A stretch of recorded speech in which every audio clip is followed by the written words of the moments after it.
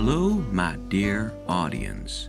Today we're gonna visit the second most famous house from the case study program, number 21, also known as Bailey House.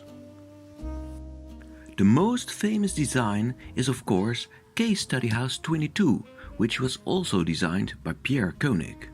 Although both houses are equally brilliant, number 22 is placed on a spectacular location with a beautiful swimming pool. The combination of the pool and the landscape give this house a cinematic quality. Therefore it is used in many photo shoots and movies, which gave it an iconic status. Number 21 lacks the swimming pool and the location is far from spectacular. Therefore it's lesser used in photo shoots, less iconic and somewhat overlooked compared to 22. I think, however, that without the pool and the panoramas, your attention is more focused on the qualities of the design.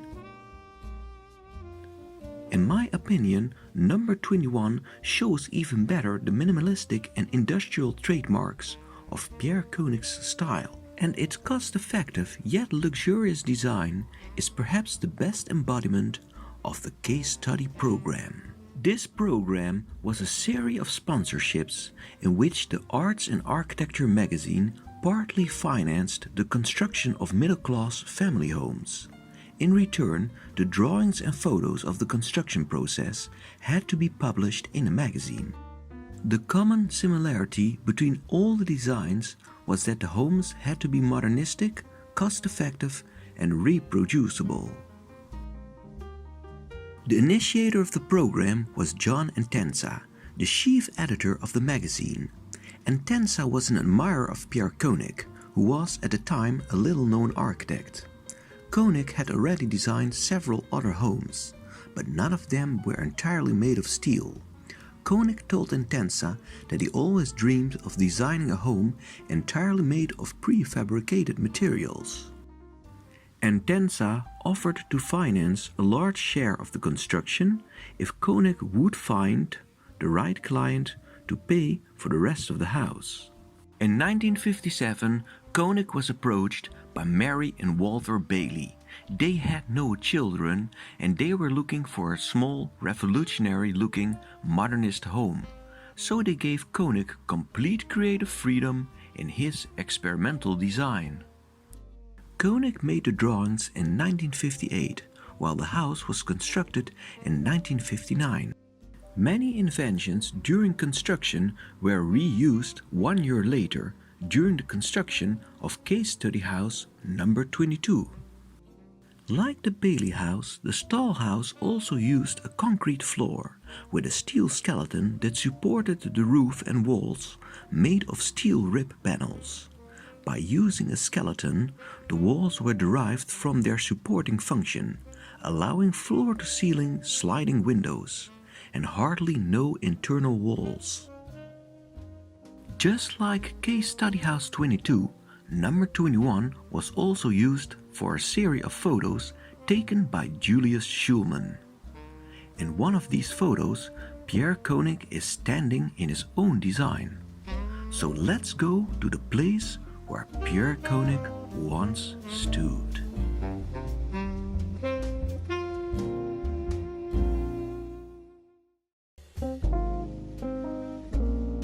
The house is located in the heart of the Hollywood Hills, but it's placed on a very small piece of ground with no panoramas.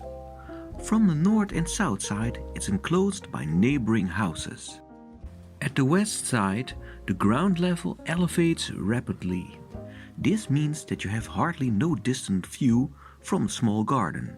From the east side, the street runs closely next to it, making the house easily visible when driving by.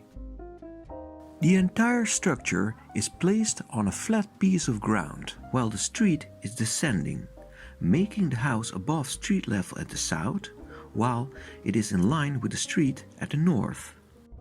The residence appears to be L-shaped from above, but once we take a look at the floor plan, we see that the main house is rectilinear, and one part is only a carport. The roof is supported by 4 steel bands that are placed from west to east. Each of the bands is 9 feet high.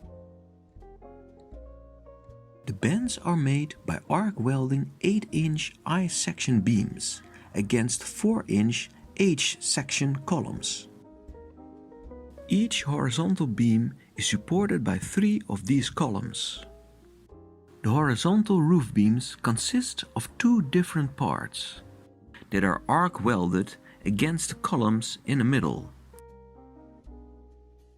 Each part of the beam is 21.5 feet, and together with 3 4-inch columns, they create a width of 44 feet. The carport is made with the exact same structure, but then with the horizontal beams having only one part. This gives the carport a width that is slightly over 22 feet. The bands are placed with a spacing of 10 feet between them. Together with the carport, the 7 bands divide the floor plan into 6 rectangles. This makes the house 60 feet long, and when you divide the floor plan into 2 sections, you will see that the carport is exactly half the length and width of the main house. This creates an external roof structure of 660 square feet, which is the half of the main house, which has 1320 square feet of internal space.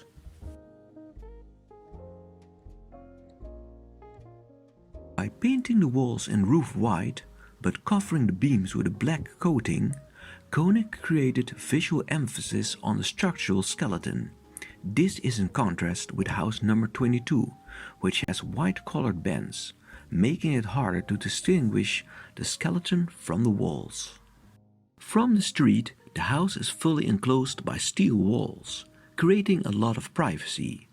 At the west side, there are no windows necessary, because every view is obstructed by the climbing hillside. At the south and north side, the house looks over the garden, and so the house is covered over the entire length with floor-to-ceiling windows. Perhaps the most eye-catching feature are the rectilinear ponds that surround the house. These shallow bassins are there for 3 reasons. First, the water reflects extra sunlight, but also the circulation of water creates cooling during hot days. Finally, there is also an aesthetic reason. The house and the landscape are reflected together in the water, blending the garden with the architecture and softening the edge between the house and the surrounding nature. Now let's take a walk through the house. From the driveway, we walk towards the carport.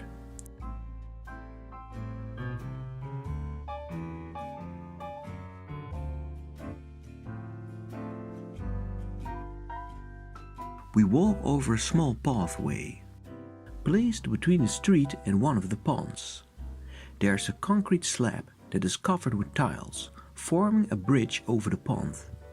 Here you can see how the circulation of the water works. Water goes down through the gutters and is pumped back through the pillars, where it returns from the roof scuppers into the pond. We step over the bridge, and through the opening we walk underneath the carport. There's an opening in the roof with a second pond directly underneath. At the left side there are 2 storage closets with sliding doors. At the right side is another pond. The carport has space for 2 cars next to each other. Here you see the second bedroom, which is placed at the west side of the house. A concrete slab functions as a terrace in front of the bedroom. From here you can take a look at the carport. The house has 2 sliding windows in the front. One provides access to the kitchen, while the second functions as the front door. In the middle is a window made of frosted glass. Through this sliding window, we step inside the kitchen.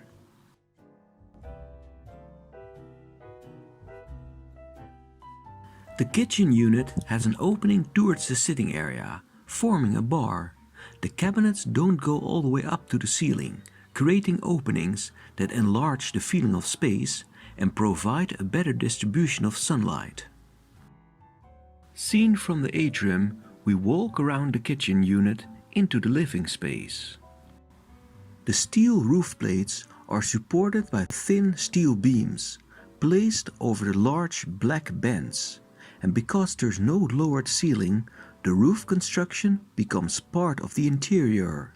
The black lines of this construction, in combination with the white walls, create strong linear perspectives from many angles. Here you can have a peek into the bedroom through the atrium, seen from the living room. This photo gives a good indication of the size of the living room. It turns out to be very compact, but the floor-to-ceiling windows and the many perspectives make it look way larger. But the L-shaped kitchen unit creates a space that looks like a hallway near the front door. This was the place where Pierre Koenig once stood in the picture, right here.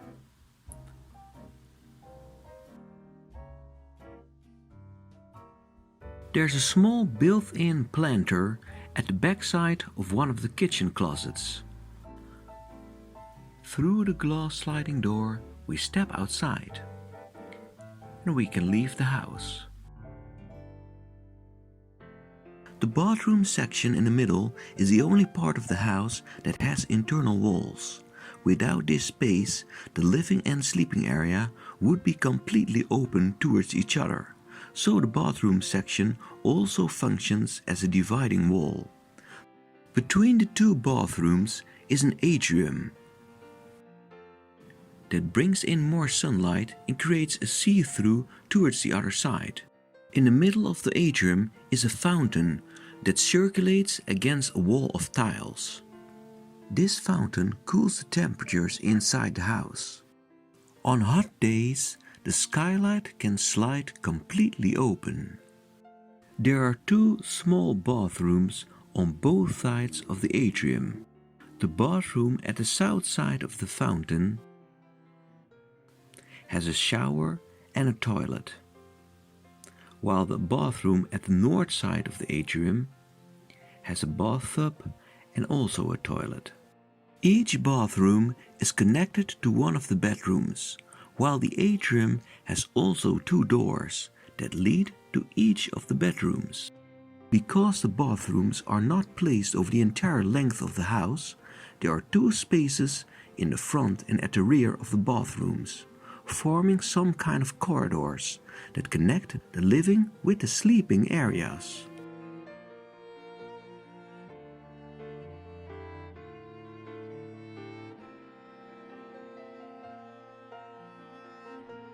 With the windows fully opened, the bedroom integrates completely with the terrace, mixing interior with exterior. The openness in combination with the white walls that look like rice paper walls give the bedroom a Japanese feeling. The bedroom has two closets with sliding doors. Next to it is a small space. Through this space you can walk behind the atrium towards the other room. Here we take a peek into one of the bathrooms. And here we look into the other bathroom. There's also a small laundry closet that holds a washing and drying machine placed next to each other at the back of the fountain. On this floor plan, the second room is used as a study room, but on other pictures it's used as a guest bedroom. The white walls and large windows make the second room more spatial, and the perspective of the black lines attracts your attention outside, blurring the verge between interior and exterior. The second room is identical to the other bedroom, and it has the same sliding window in front of a terrace. It has also similar closets, placed against the back of the closets in the other room. Now we walk around the bathroom and go towards the kitchen. What I like the most about this design is the open floor plan. From every position you can look straight through the house from one side to another. From everywhere you can see the garden and you can step outside in a matter of seconds. The lack of walls creates a fully transparent house, which is filled with sunlight, and despite being small, the house feels very large. The pond next to the carport goes around the west side towards the south side. From there it turns towards the east side and goes around the house towards the north. A terrace is placed over the pond, and both the window of the living room and bedroom slide open towards this terrace. Interesting is that the terrace is only placed where the windows can slide open. On places where the windows cannot open, there is still water in front of the living space. With its box-like appearance and white colors, the Bailey house strongly contrasts with the surrounding landscape. This makes it, just like all the other case study houses, a prime example of the international style, an architecture movement known for its straight lines, minimalistic appearances, and strong contrasts to nature. Personally, I've preferred organic architecture, a movement that designs houses in harmony with the nature, and John Lautner will always remain my favorite architect. Still though, I always loved the international style in the second place. In that category, the Bailey house belongs to the very, very best. It's the epitome of less is more. It has a great interaction between inside and outside, and it's full of amazing perspectives. A serene, simple, yet powerful design. This was your tour guidance. Thank you for watching. Until next time.